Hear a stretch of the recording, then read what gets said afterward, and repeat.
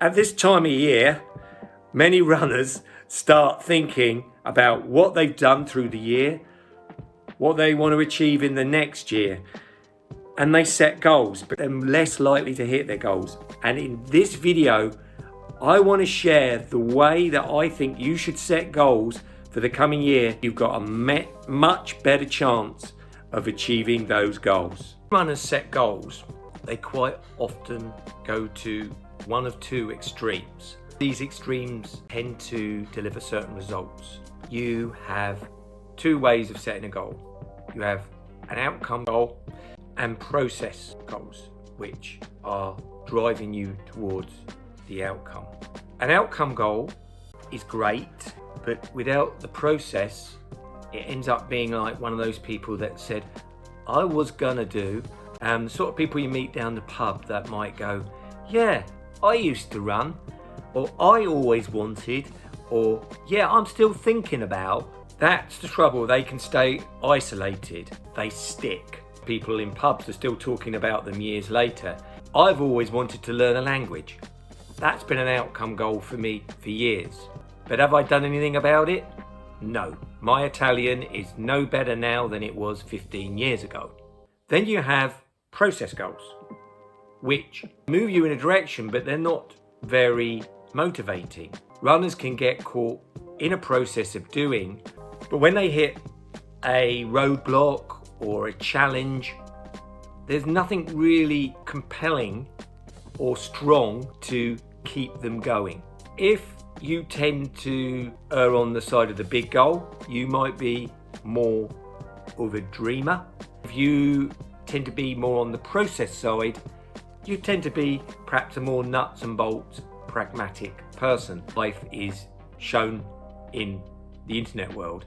The truth, my friends, is somewhere in the middle. What I want to share with you now is a way of setting your goals that harnesses the power, the drive of that dream, that big goal, and also gets you to set your process up so that it is in line with that bigger goal and moves you towards it in an incremental way.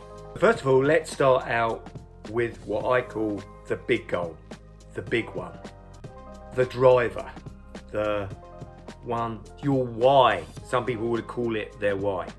For example, for me, my big goal is to be one of the best 70-year-old runners in the world.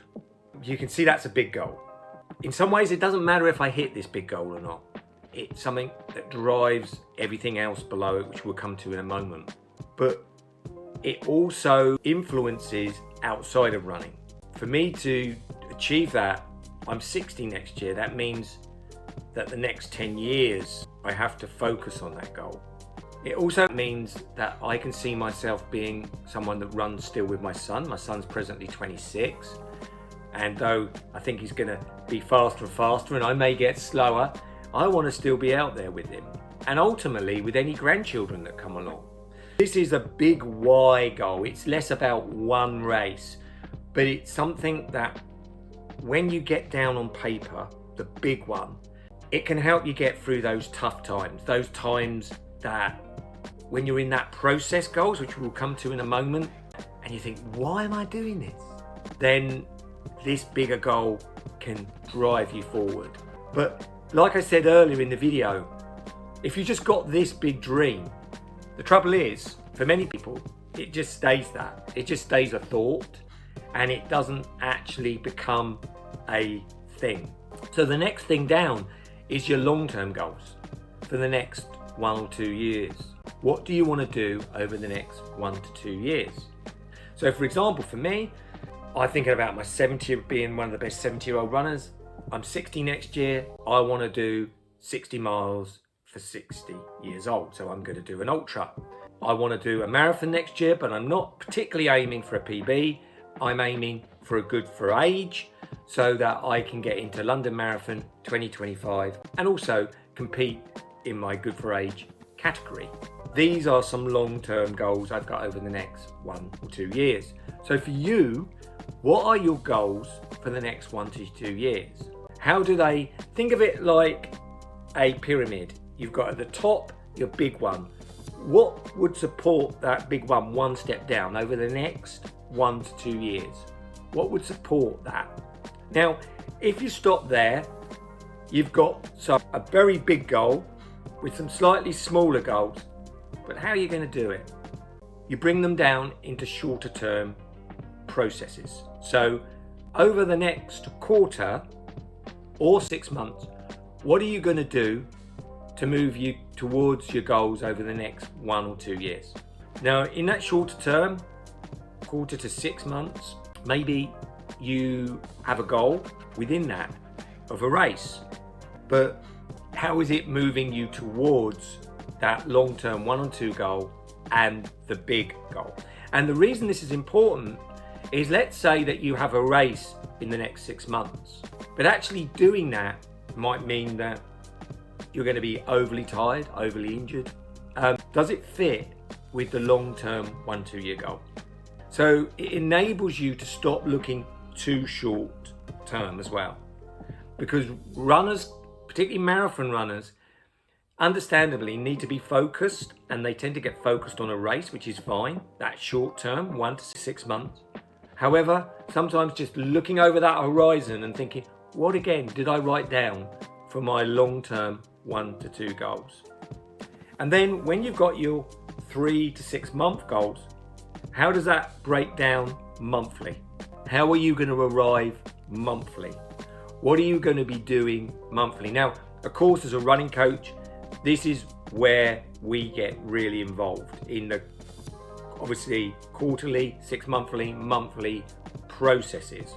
But we find the runners that are the most adaptable, which in turn are the most successful, are the ones that have a big goal or a big why, and they have clear goals. And when I say clear, not particularly races, but things that they can connect with over the next year or 2. And the reason for that is when they come up against difficulties short term, 1 to 6 months, they see those difficulties generally as a delay, not as a denial. If you're thinking very short term and you get an injury and it means that a certain race has to be adapted, changed, or even not done, if you haven't got that long-term goal and that bigger vision, then you tend to look very short term and think, well, what's the point?